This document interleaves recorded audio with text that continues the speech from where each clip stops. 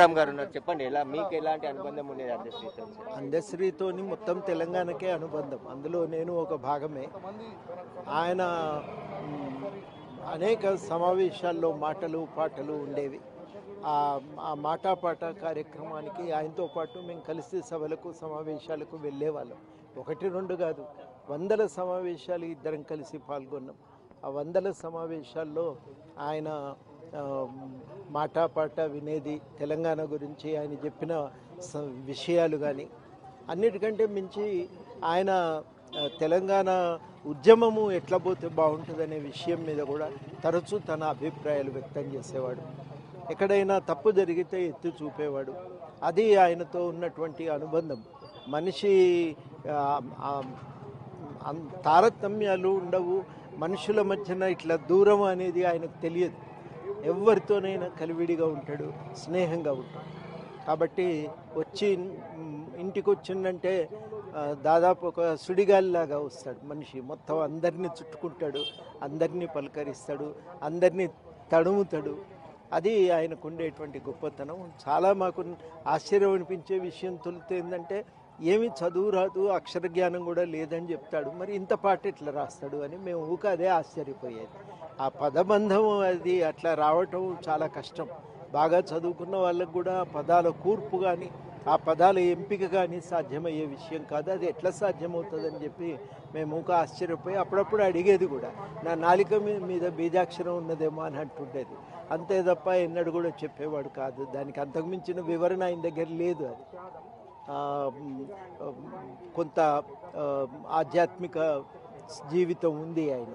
అట్లాంటి సన్యాసులతో పరిచయం ఉండి అటే వెళ్దామనుకున్నాడు.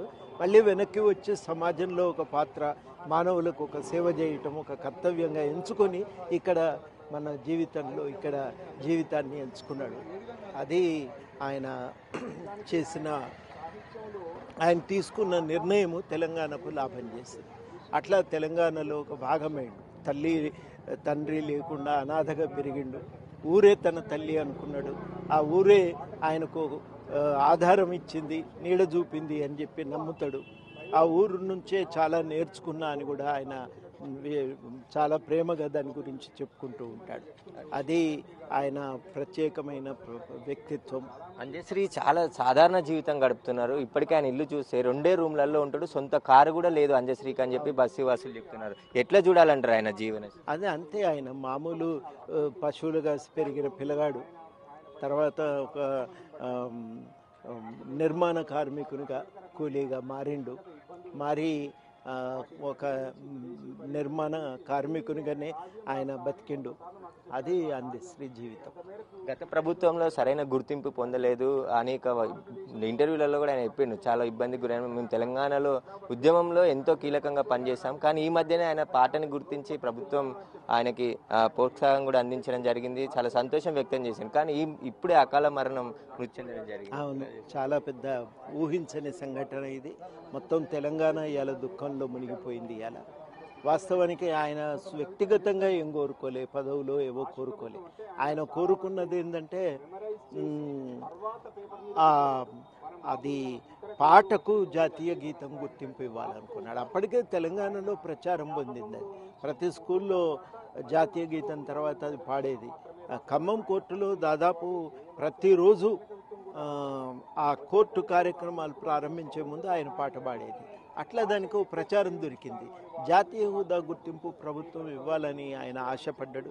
అది దొరకకపోవటంతో ఆయన బాగా నిరాశ చెందిండు, బాధపడ్డాడు అన్నిటికంటే మించి.